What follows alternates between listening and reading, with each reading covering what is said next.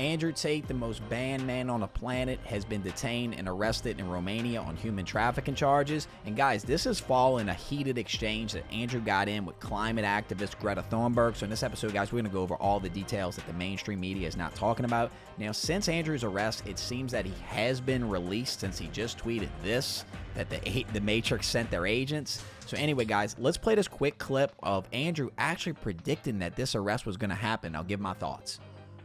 The truth is this. So I knew it was coming. I absolutely knew it was coming because of how orchestrated it was. The only thing, and I'll state this at the beginning, the only reason I'm upset by being canceled is because I've expired one of my lives. Because first you get canceled, then they make up a reason to put you in jail.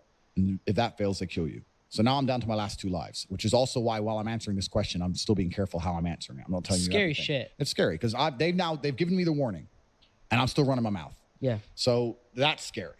But here's how cancellation works. So I knew it was going to happen because there's very, very orchestrated attacks.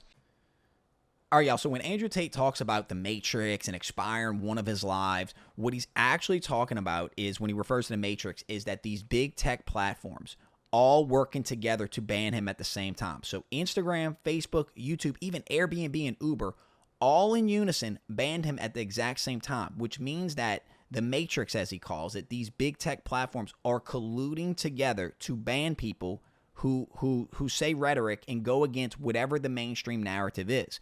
This is interesting to note because what Elon Musk in the Twitter files has shown us is that 3-letter agencies in the United States are actually working with big tech platforms to censor speech that they deem as hateful or that goes against the mainstream narrative. We've seen the Hunter Biden laptop story. Remember, the mainstream media told you that was Russian disinformation.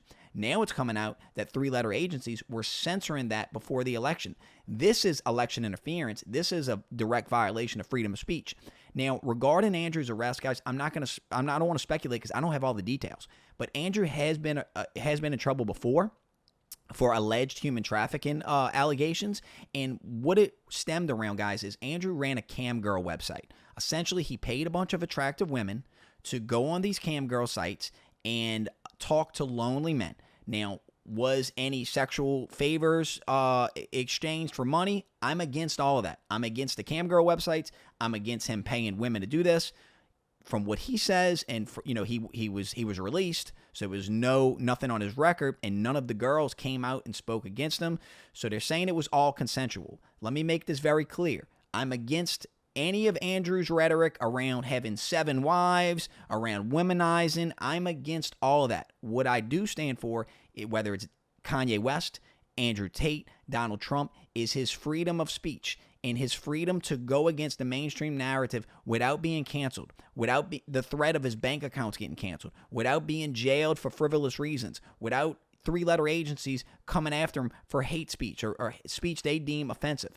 Now, why I think Andrew's arrested, guys, I'm going to play this clip, and I think it's because of stuff like this that goes directly against what the programming of this country is and what the powers that be, the elites, the globalists, what they have in store for the world and what they view men in this country and what they want men to act like, because they've deemed this toxic masculinity as a problem in this country. Let me play this clip, and this is really why I think they banned Andrew Tate. Check it out.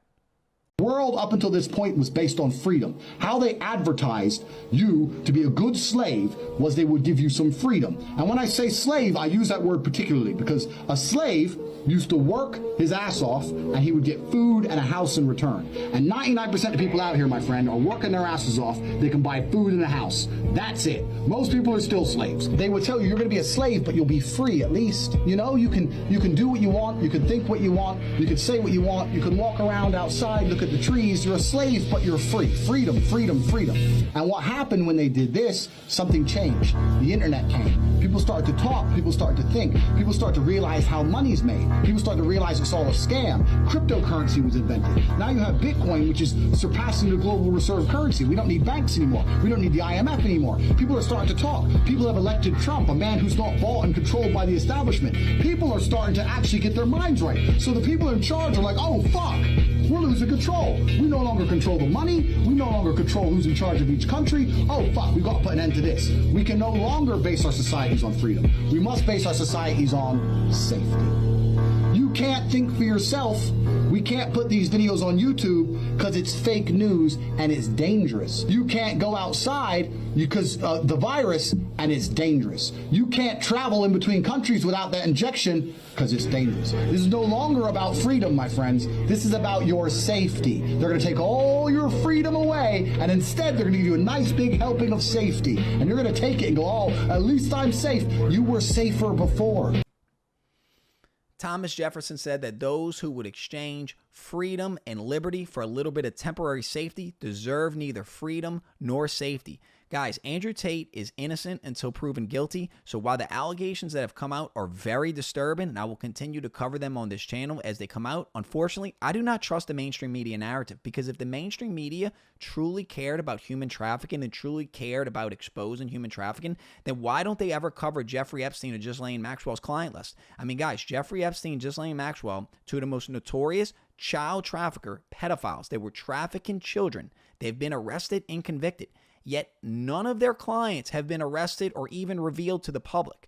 You know why? Because the mainstream media, the same people that are demonizing Andrew Tate, the same people that are canceling Andrew Tate, are covering for them. Why? Because their client list involves some of the top politicians, Republican and Democrat in this country, celebrity elites, and people in the mainstream media. They are all working together, guys. It's a big club, and we ain't in it. Anyway, guys, if you made this far in the video, thank you so much for watching. Drop me a 100 emoji in the comments and let me know, guys. I'd love to hear your thoughts. Is Andrew Tate guilty? Is he innocent? What do you think? Anyway, y'all, I'm out. Peace.